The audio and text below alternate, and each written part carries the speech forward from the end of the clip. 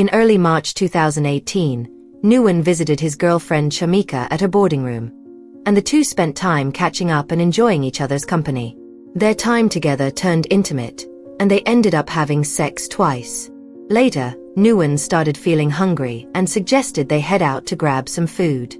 They hopped on Chamika's motorbike, picked up something to eat, and returned to her place.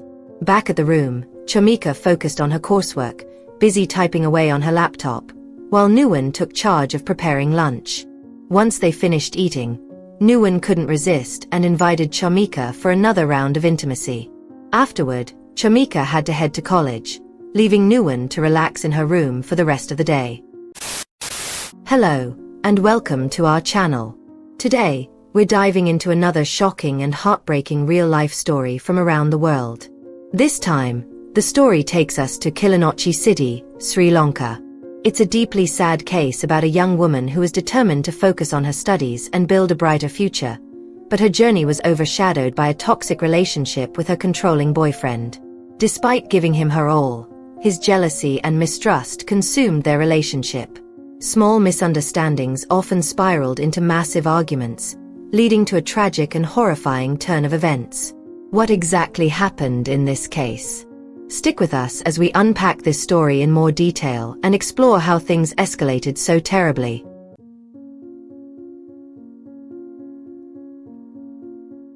Before we dive into the story, don't forget to like, comment, and subscribe. And hey, share this story with your friends too. It's one worth talking about. Now, let's jump in. This is the story of a young woman named Chamika. She grew up in Puthumuripu, a small village in the Mullaitivu district of Sri Lanka's northern province. Born in 1997, Chamika was the youngest of two siblings. Her older brother had moved out after getting married, leaving Chamika at home with her parents. Her father, Sandun, worked as a civil servant handling population records, but his job often sent him out of town, meaning Chamika spent most of her childhood with her mother. Chamika was known for her kind heart and warm smile. She was adored by everyone around her, relatives, friends, and neighbors alike. After finishing high school in 2016, Chamika left Puthumuripu to pursue her studies at a university in Kilinochchi City. Academically gifted and hardworking, she consistently achieved high marks. But Chamika's personal life wasn't as smooth as her academic journey. Since her junior school days, she'd been in an on-again, off-again relationship with a boy named Nguyen, a senior who caught her attention early on. Their relationship was rocky at best. Nguyen had a temper, a pretentious attitude, and a blatant lack of respect for both women and elders. Despite this, Chamika couldn't seem to let go. She was drawn to his rebellious nature, perhaps finding excitement in the chaos he brought. No matter how badly Nguyen treated her, Chamika always forgave him, taking him back time and time again. Her mother, Kanchana, however, was not a fan. She saw right through Nguyen's charm, dismissing him as a troublemaker with no direction in life. His crude language and disrespectful behavior only fueled her dislike. So when Chamika moved to Kilinochchi to live with her grandmother, Kosun, while attending university, Kanchana felt a sense of relief. At least now, her daughter was in a stable environment, far from the influence of the aggressive and unpredictable Nguyen. But as you'll soon find out, some connections are hard to break, no matter how much they may need to be. Meanwhile, Chamika's mother's hopes for a peaceful life were completely misplaced. Nguyen, determined to be with Chamika, moved to Kilinochchi City to chase after the girl of his dreams. Despite everything she had endured, Chamika continued to accept him. She even went as far as lying to her mother and maintaining a secret relationship with Nguyen, all while keeping her grandmother in the dark. She believed in giving him another chance, holding on to the hope that he could change. But Nguyen's controlling and possessive nature quickly reared its head again. He wanted to dominate every aspect of her life, and their relationship became increasingly toxic. Over time, Chamika began standing up for herself, pushing back whenever Nguyen's temper boiled over and he resorted to physical aggression. By September 2016, Chamika couldn't keep the secret any longer. She confessed to her parents about her relationship with Nguyen and the toxic dynamic they had been hiding. Her parents were horrified to learn not only about his violent tendencies, but also about the threats he had made against Chamika and her family. They wasted no time reporting him to the authorities. Nguyen was arrested and charged for his abuse. He was sentenced to 5 months in prison, but even this wasn't enough to deter him. After serving just 4 months, he was released and immediately sought Chamika out. He showed up, full of apologies and tears, promising he had changed. He vowed to find steady work and said he wanted to marry her once she graduated college. Against all logic, and perhaps because of his sweet words, Chamika's heart softened once again. It's often said that women sometimes have a hard time letting go, especially when someone they deeply care about promises a fresh start. Despite the history of abuse, Chamika took him back.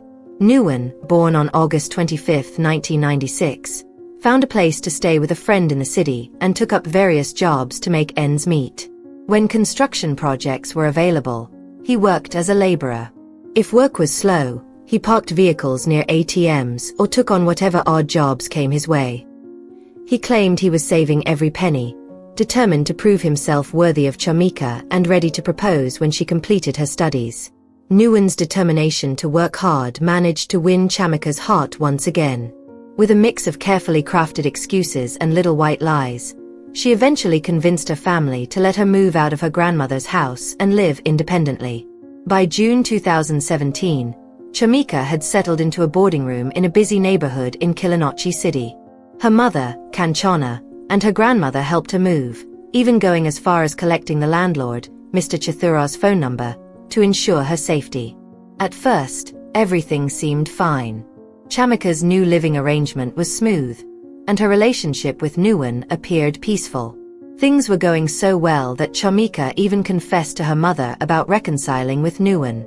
She painted a picture of a changed man, someone who had left his old ways behind, was now diligent at work, respectful, and even more devoted in his spiritual practices. In her words, he was someone to be proud of. But Kanchana, still wary of Nguyen's past behavior, wasn't sold. She reminded her daughter of all the pain and trouble he had caused before, urging her to end the relationship for good. Chamika, however, was defensive, brushing off her mother's concerns and even growing angry. Despite her reservations, Kanchana eventually decided to back off, letting her daughter learn from her own choices. However, she made it clear that Chamika should reach out if anything went wrong. By September 2017, according to Mr. Chathura, the landlord, Nguyen became a regular visitor at the boarding house. While overnight stays were technically prohibited, the landlord admitted he couldn't keep tabs on every tenant during the night since he went home to his wife after his daytime duties. This created an opportunity for Nguyen to bend the rules. As time went on, Kanchana's worst fears began to resurface. By early 2018, the cracks in Chamika and Nguyen's relationship became glaring. Their once peaceful romance spiraled into arguments fueled by jealousy, possessiveness, and an unhealthy need for control. The fights escalated, often turning into shouting matches and, at times, physical altercations.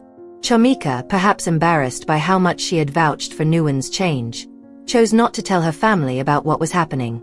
She endured the toxic cycle in silence, only pushing back whenever Nguyen raised his hand against her.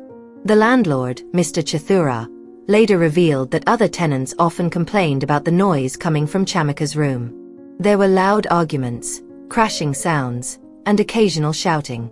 Once, Kanchana tried to intervene by calling her daughter directly after hearing rumors.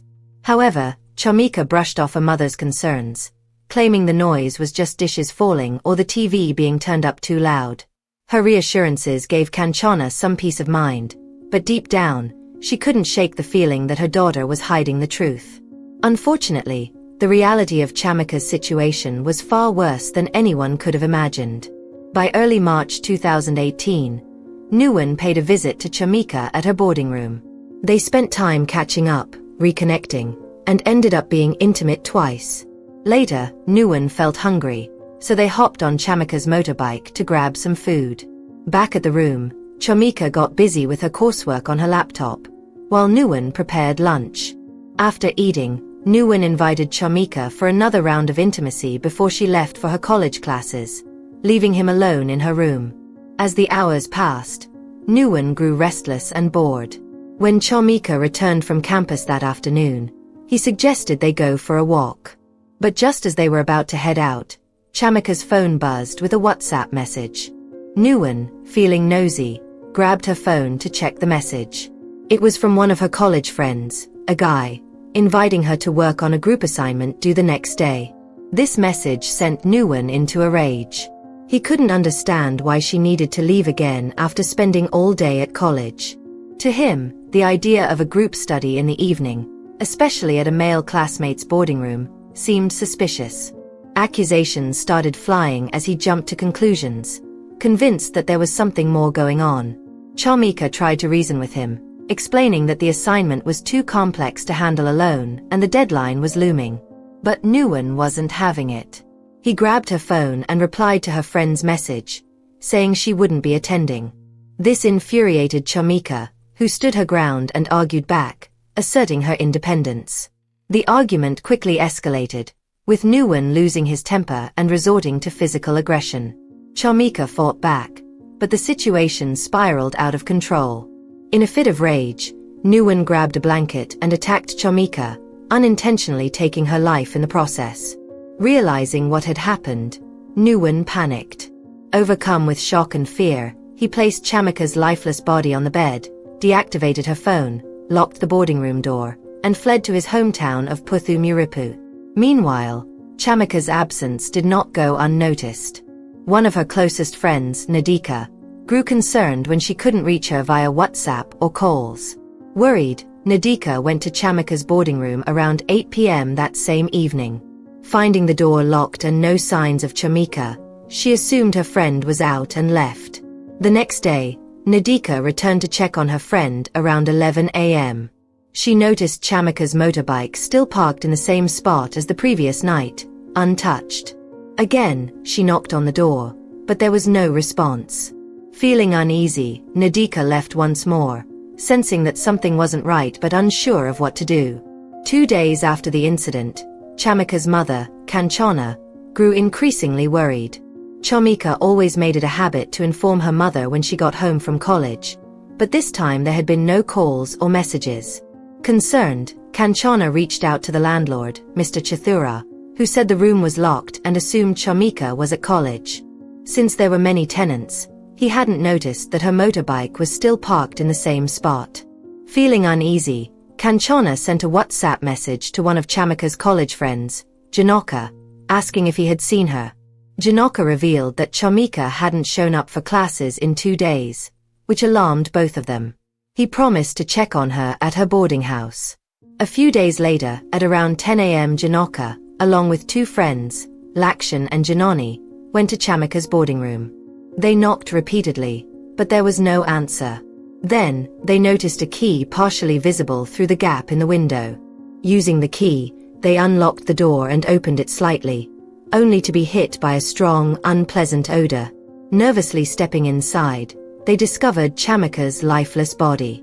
Panicked, they immediately reported it to Mr. Chithura, who contacted the police. Authorities arrived and transferred Chamika's body to Kilinochchi City General Hospital for an autopsy. The investigation moved quickly. Police found that Chamika had died from blunt force trauma to the head and suffocation. Interviews with other tenants revealed that the last person seen with her was her boyfriend, Nguyen. Working with Chamika's friends, the police set a trap, using WhatsApp to lure Nguyen to the campus under the pretense of an important discussion. Within just 4 hours of discovering Chamika's body, Nguyen fell for the trap, was apprehended, and confessed to everything without resistance. Nguyen admitted to the crime, expressing regret. He claimed he deeply loved Chamika but struggled with uncontrollable jealousy and anger. His insecurities stemmed from his unstable situation, no permanent job and no clear prospects, while Chamika was beautiful, intelligent, and surrounded by accomplished, wealthy friends. He constantly feared losing her. Seeing her interact with male friends or getting WhatsApp messages from them would ignite his possessiveness, clouding his judgment and pushing him to violent outbursts. Nguyen confessed that his actions were driven by his own feelings of inadequacy, but the damage had already been done. Chamika's tragic death served as a heartbreaking reminder of how unchecked emotions and toxic behavior could spiral out of control. Chamika's mother, Kanchana, also gave testimony at the Kilinochchi Municipal Court, expressing her long-standing dislike for her daughter's boyfriend, Nuwan. She described him as unkempt, rarely bathing, and having a generally unpleasant appearance. But it wasn't just his looks. Kanchana shared that Nuwan had a foul mouth, often spoke inappropriately, and had even yelled at Chamika early in their relationship. His history as a repeat offender only solidified her belief that it would be nearly impossible for him to change. She further explained that his behavior hadn't improved over time. Nuwan's work was inconsistent at best, and much of his time was spent lingering around Chamika's boarding house, waiting for her to return from college. He frequently stayed over, and it was widely known that he engaged in inappropriate activities with Chamika in her room. To Kanchana, there was no evidence of growth or change in his character. In mid-August 2018, during the final verdict, the judge read out the charges against Nuwan for committing violent acts that led to the loss of life. The young man from Puthu Muripu village was sentenced to 12 years in prison and fined 10 million Sri Lankan rupees. This decision aligned with the prosecution's original request. Although Nuwan's lawyer encouraged him to appeal the sentence, arguing that it might be reduced, Nuwan declined. Instead, he accepted the punishment, stating that he was ready to take full responsibility for his actions. It was a rare moment of accountability, but tragically, it came far too late to make amends for the devastating loss of Chamika's life. What lessons can we take from this story?